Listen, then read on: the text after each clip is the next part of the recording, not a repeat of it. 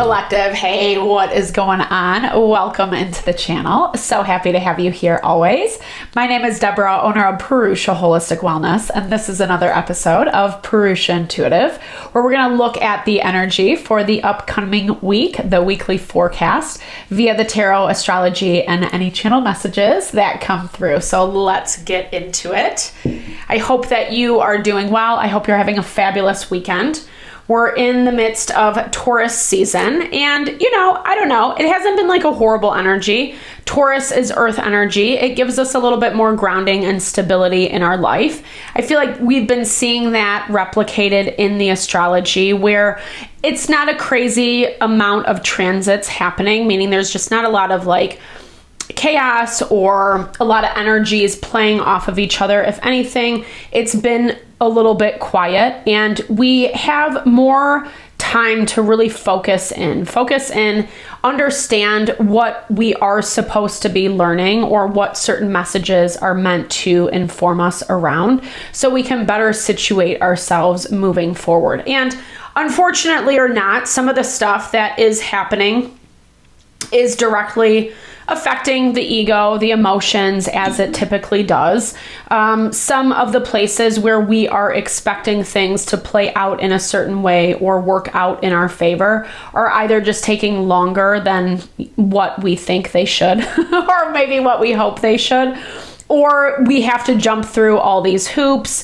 We feel like we go back to the beginning, like that type of vibe, right? So it's a lot of back and forth. It's a lot of push and pull. It's a lot of readjustment and reevaluation, and really kind of keeping expectations pretty loose. But at the same time, we want to be aware of what we want in and of ourselves, and then commit to certain things that are actually bringing that value about in our life.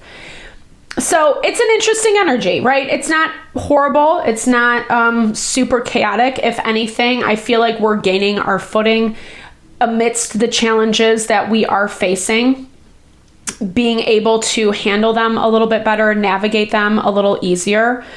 Having this downtime in the astrology also gives us more space to properly move through things, ideally move through things, right? Like, hopefully we can take that time to really assess, especially when it is affecting vital aspects of our livelihood, of our well-being.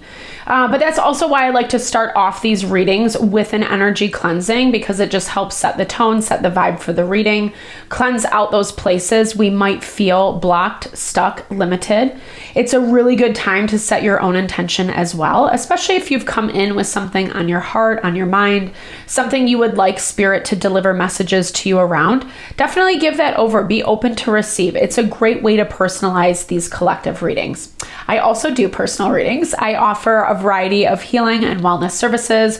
Readings are one of them. If you want me to look at your specific situation, how it's faring, where it's headed, or if you're interested in more of that realignment of self, your mind, body, soul, I do pranic energy healing, as well as Ayurvedic or holistic wellness consultations.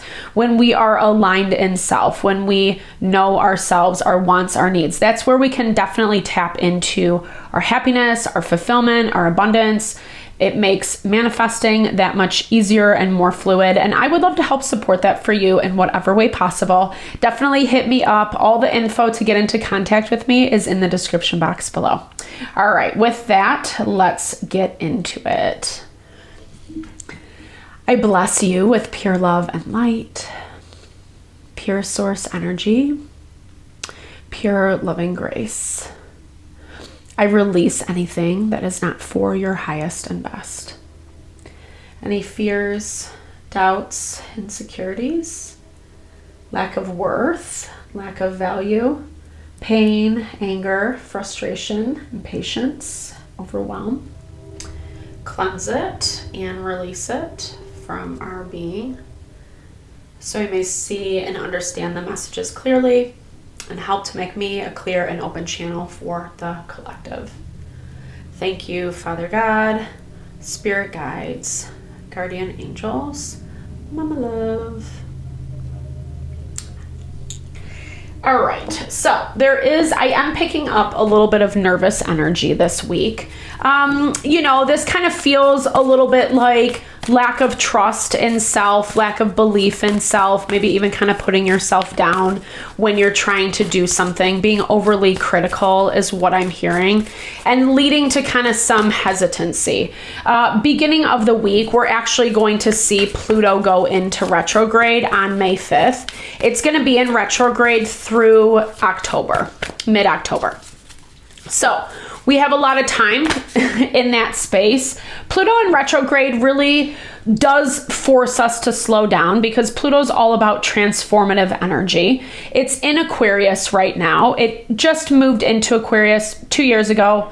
It takes Pluto a really long time to move through planets, so 2 years really isn't that long. It's been vacillating back and forth in between Capricorn and Aquarius, and it's since settled in Aquarius for the last 5-6 months or so. And then it's going to be there for about 18 years. So it kind of has this value of because it is about transformation and transformation of self in a way that we might have to do some dirty work, right? Like we might have to be willing to not be afraid to go to those deeper, darker parts of ourselves, whether you want to call it shadow work or just facing some things, deficits, aspects of ourselves that we're not super fond of, etc. And healing them, finding harmony, finding balance, finding ways to improve, finding ways to grow and surpass. And specifically with Pluto in Aquarius, it gives us the opportunity to align a lot more with what we do desire. Maybe in a way that has a uniqueness, or I should say specifically in a way that has a uniqueness that is you, right? Who you are, what your brand is, or what your essence is, what you bring into this world. And instead of being so conformative, right? Like we have to kind of do that. Capricorn energy forces us to put in the work hours, become really good at something, refine, rework, whatever we have to do to make adjustments to really hone in on something and make it valuable in our life. And then we move into Aquarius and it's like, okay, so you've done that now, you've set the foundation. How are you going to move forward? And you can actually move forward in a way that feels a little bit more authentic. As I'm saying that, I'm looking at the card that's falling out. I swear I didn't see it. The cards never lie. But that is more authentic to you. And what does authenticity mean? We're seeing this a lot. This is a lot about what Pluto moving into Aquarius means. If we look at it in a collective energy, a lot of the old structures are being torn down and reworked. A lot of people, situations, corporations, whatever, things are getting called out because it is a demand for change, because it is a demand for change for more authenticity. And it's really powerful. I mean, if we use the energy towards our advantage, it's really powerful. Where we're getting a little bit tripped up is the ego, is the emotion, is getting too attached to how we see things, how we foresee things playing out. Making sure that you're not entrapping yourself, getting too ahead of yourself, specifically moving too quickly and then putting yourself in a really limited position. Manifest. I feel like we got this last week. Taurus season is a great season for manifestations because Taurus energy rules the second house. It's all about money, possessions, our stability, abundance even, right? How we make our money. It's a great time to find ways to make extra money, whether that's a side hustle or, whatever, picking up a side job, whatever, right? Whatever fits best for your life. You don't have to create some monumental thing right now. It can be as easy as doing something because you have the time, the availability to do it, even if it's not the highest paying job or whatever. It just kind of fits your schedule, etc. And that brings in a lot of abundance. We've been getting this sunshine energy a lot as well, where we're attracting through the magnetism, not to be such a cheeseball, but true. It's not only doing the work on yourself, but it's putting your best foot forward as well and not being afraid to shine, not being afraid to, like, not in an arrogant way, not in a way to push other people down, because we really want to make sure we're not stepping on toes right now, not to pander to people's ego specifically. This is more about tempering your ego, arrogance, pride, whatever that is, not in a bad way. We need those things to succeed, right? But when they become weapons, that's when it can be a little bit dangerous and detrimental. And again, we're getting this eagle card. I believe that this popped up last week in our in one of our readings. Actually, like, a lot of these cards have been coming out a lot lately. So that eagle eye perspective, party time. We'll see what that is. I don't know. I'm going to put that off to the side. I don't want it to be, I'm not going to take it for our overarching energy. I'm going to pull one more for our blocked energy, and then we'll get into the tarot. But I see a lot of continual growth, continual evolution. Again, we're getting this just be, I swear, like, I mean, you see me shuffling, we're getting a lot of repeat cards. And here's the thing, topically with the astrology this week, we're starting off a little bit more tense. What I like about that, well, it makes sense. Number one, we're coming from that full moon in Scorpio that was on Friday, so maybe some reverberations. Also, tension really helps us get clear on where we're at and what we want and what we really do want to manifest. So this is, like, I feel like some of the situations, dynamics you're facing at the beginning of the week, even if they are a little bit uncomfortable, and we're seeing more uncomfortability beginning through the middle of the week, it's actually like a blessing in disguise, right? It's that double-edged sword where, yeah, it might suck in certain ways, or you might see things about people, about situations that feel unpalatable, but at the same time, it's the silver lining is like, okay, it's giving me a level of awareness to know what I need to do, like how to better situate and associate myself with whatever it is that you are trying to manifest. Because again, this week is all about getting authentically aligned with self. What does that mean? It means like knowing who you are, knowing what you want, knowing how things affect you, how things feel, and then how you're going to continue to engage moving forward, right? Because sometimes when we are putting ourselves out there, when we're like letting our lights shine, so to speak, it can attract a lot of different types of energies, right? People who, I don't know, this is kind of a lot of cards, but let's see what this says. People who like both have good and not so great intentions. And I think a lot of Pluto in Aquarius, especially where it's at in Aquarius, is forcing us to really get clear on like what motivations and intentions are, who and what we're dealing with, right? Because it's about not getting too sucked into like the, I don't want to, like, too much of the ego gratification. That's what it feels like. Like, feel validated. Take compliments where compliments come in, but don't let it stop you from doing what you're doing, right? Like, don't rest on your laurels. When we can sometimes get so big and puffy, puff up our chest, like, I'm so great, I don't have to do X, Y, and Z, whatever, right? There's a lot of good things that are like, things are moving in your favor in a good way. Ace of Cups, 10 of Stones, 10 of Pentacles, and the Star. So a really beautiful energy, a really healing energy. This is a promise that things are kind of like moving in a better direction. I'm seeing you're being a lot wiser and more intentional about the choices that you are making. That ability to not let it just gratify your ego, because we've been getting a lot of like long-term energy playing out as well. And I think, again, this relates heavily back to Pluto just moving into Aquarius.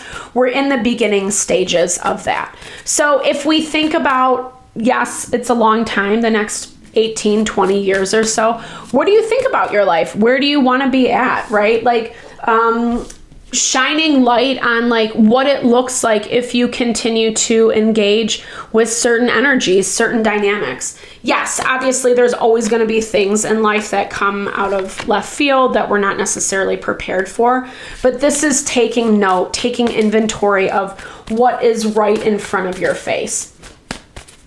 I think you have been doing that. I'm seeing that I don't know, like to me, it feels a little bit like you're continuing to invest in self this week. Like continuing to refine, using whatever challenges that are coming your way beginning of the week as things to overcome, right? As not to be so like downtrodden or like, oh, this is so annoying.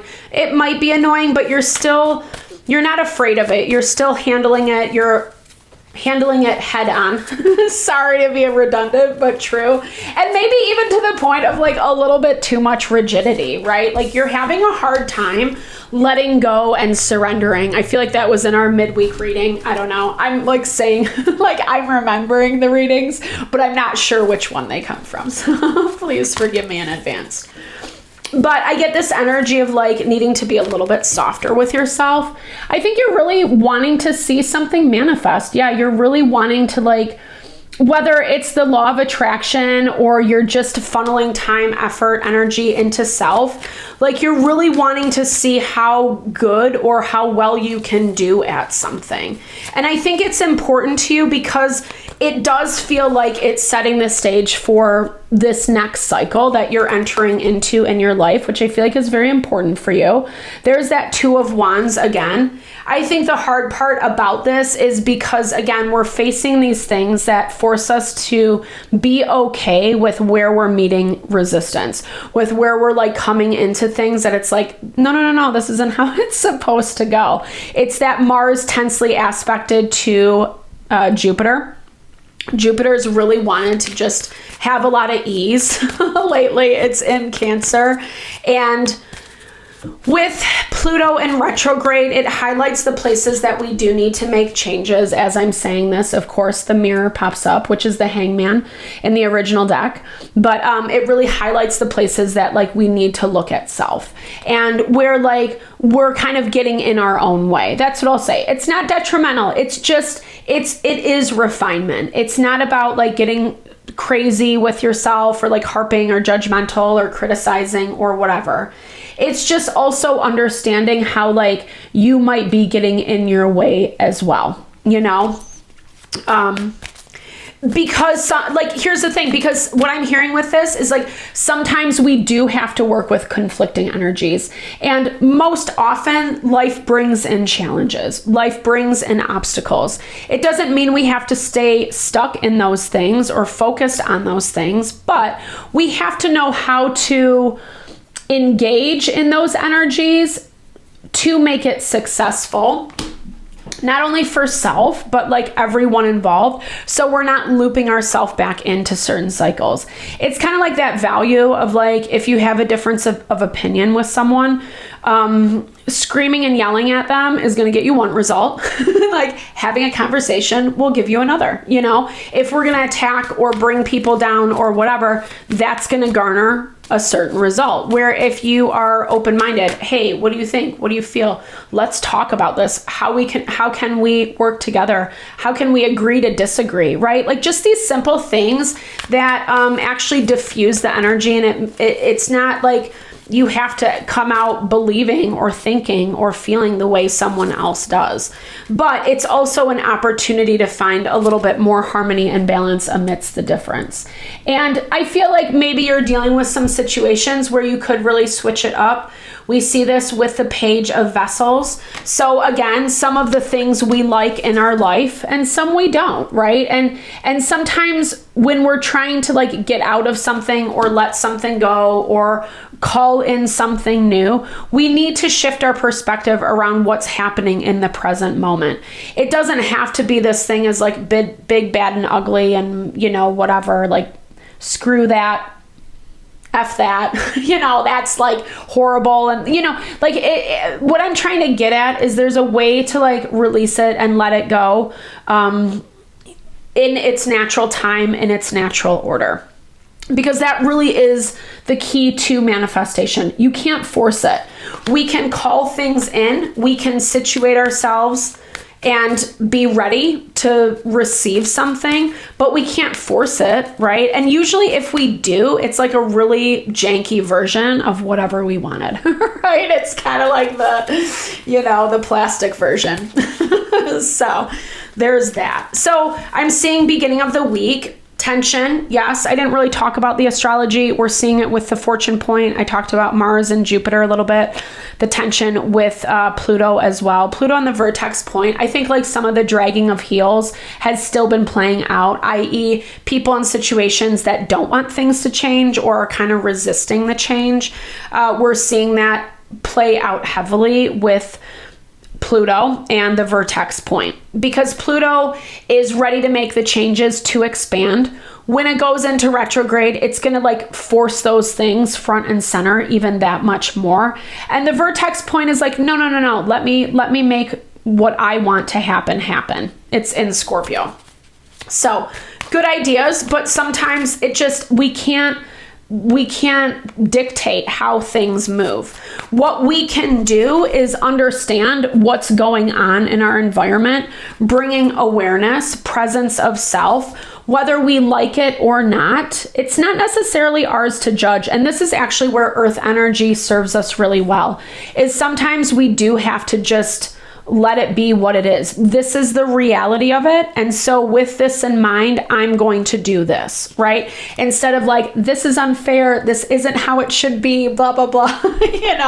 Like when we're like screaming and yelling about something that like is unjust, but it's just like not going to change, right? Like, and I'm not trying to be, to be a doormat. That's not what it's about, right? But there's a way to get the change that you want. And sometimes the energy that we're throwing out is the energy we're getting back. So if we're trying to bully something into existence or whatever that looks like, it can be a myriad of things. And I feel like there is just a general resistance in the air. So try not to take it personally. I think it's more about like learning the art of communication, learning the art of working with what you have. Taurus energy is all about that. It's like what's front and center in our environment as your spark of creativity, right? With this Ace of Wands. I'm not going to take this. I feel like it's a really good transition into the middle of the week. We see some of the energy start to get a little bit calmer. It's not 100%, there still is some tension and there's less support midweek. So I think it's easy to feel the tension that much more, but it looks like you're taking it on as a challenge. It looks like you're taking it on in a way where it's like, okay, this might suck. This might not be what I want, but... And we're seeing that a lot in the astrology with the sun harmoniously aspected to Jupiter, but the moon and Mars tensely aspected to Jupiter. So it's like we make peace within ourselves. Like, okay, if this is the road, spirit, universe, God, however you understand it, if this is what I'm supposed to do, then I'll do it, right? That is the sun harmoniously aspected with Jupiter. Mars and the moon are like, F this. Like, this should be going my way. This is so unfair, blah, blah, blah. And as I'm saying that, how hilarious. The Knight of Cups is in the blocked energy midweek. So it's like places that like we, get a little bit on our high horse or feel like, there is this value. I'm not saying that everything works in this way, but generally speaking in life, if we want certain things, we have to put in a certain amount of effort in order to get it, right? And so this is that value of like expecting things to just like magically appear, or if we like kind of superficially do the work, then it's going to, it's that instant success, instant gratification without really doing the legwork behind it. And it does look like it's coming from a place of a little bit of boredom. Especially in this deck, the Four of Cups reminds me of that saying, idle hands are the devil's playground, and it doesn't have to be so bleak, but I do really love that saying, like where it keeps us in check. There's a way to, in your downtime, and we've been seeing this, in your downtime, like using your energy for your benefit. Instead of like maybe going back into bad patterns or even just like life draining behaviors. Not to be annoying. I feel like I've been saying that a lot, but I was just, even just kind of reflecting how like it's so easy to be on social media, YouTube, whatever. Like we have so much technology at our disposal. Yet, is it really like great for our eyes, for our brain to be on this stuff like all the time, and not specifically, right? Like If anything, well, I'll come from the Ayurvedic perspective. It's all about balance, not over stimulating, over consuming, taking breaks when we need to, etc. And so I feel like specifically with this Four of Cups, Four of Cups, Knight of Cups, it's all about like using your downtime for your good, to invest in self. And maybe you have been doing that a lot. Maybe that's getting a little bit annoying, but it's also the refinement of this authenticity that's coming through for you. It's also something that's like gaining respect, like you gaining in respect personally, like I even though maybe sometimes it's not fun to constantly be on the straight and narrow or like middle of the road kind of vibes. And I'm not saying you have to be a buzzkill. I feel like this is more just like maybe you're really on top of your game this week and it's almost a little bit, well, what do I do next? Like I pick up this energy of you twiddling your thumbs, maybe not really, I don't know, like where you could maybe, like, again, not to put more work on your plate, but I'm hearing it as like where you could probably invest in things that, whether it's that side hustle or, now you're going to do delivery service, whatever, for a couple hours a day or whatever, a couple times a week, whatever it is. It's like you could do that stuff. You have the time, the space to do it, but you might be shying away from some of it because it's not feeling so glamorous, right? Like it's not feeling so glamorous at this point. Maybe even some of the tension, the resistance that you're experiencing, I'm hearing is like getting annoying. You just want to be happy. And sometimes when we over effort, it can be, we go to that other side of burnout, right? Where it's just like when you keep trying to plug away. And then it's like, actually, I just want to enjoy things. And so I do see a little bit of conflict midweek, conflict within self. Maybe even some of the stuff that you're processing through, because again, it does have this energy. Maybe you're not like around a lot of people, or maybe you're not engaging with a lot of people. This feels a little bit more of a lonely energy, or even some of the places that you would engage with people, like those dynamics are shifting. So we have the Ancestor, which is the Hierophant in the traditional deck, end of the week. Again, that speaks to that structure. And even in the astrology, it's like quiet. Like there's just any kind of tension. It's not completely like nothing's happening, but the transits are very, the most powerful transit that we have going on end of the week is the Sun harmoniously aspected to Jupiter. So, and even what I was hearing with this Ancestor, the Hierophant, like you're getting a little bit more comfortable in the what you have to do component of it, right? Where maybe midweek it might feel a little disenchanting, or like this is annoying, or like this is really what I'm going to be doing day in and day out for the next 10, 20 years, whatever. It has some annoyance midweek, but there's something about your energy at the end of the week that makes more peace. And again, I feel like this is because it's like it's an understanding within self, right? With the Sun harmoniously aspected to Jupiter. If I want certain things, then I have to do certain things in order to make that happen. And a lot of the tension is diffusing around. Well, there's a lot better energy with the Fortune point. We might not like what we're transitioning towards. We might not like how certain things are playing out, and there is a lot on the horizon. I feel like with this Great Bear, it's the Judgment card in the original deck. Like things, like I feel like you are, what I'm seeing is like you're left to your own devices this week in the way that maybe you're not interacting, engaging a lot with outside people, whatever, friends, community. Maybe you're just kind of going about your business, keeping your head down, that type of vibe. And it's in efforts for good things, because beginning of the week, you're really vibing in this way of feeling like good about what you're doing. But then it's almost like boring, and maybe this is just kind of like you've hit a certain level of success, or you already feel really good in yourself, and it becomes a little not as new and fresh as what it once was. Or there are some things that pop up that kind of do not backtrack you, but I hear pull you down a little bit Because the Four of Cups can also be when we get so entrapped in our emotional world. And especially when it's like a little bit of despondency, some depression, shoulda, woulda, coulda, thinking we can change things that we can't really change, etc. And it's really interesting that it comes on the heels of this sunshine card, because I'm hearing it's like, just like, be happy. I know that's cliche. I don't know. Sorry if it's annoying. That's what I'll say. I'm sorry if it's annoying.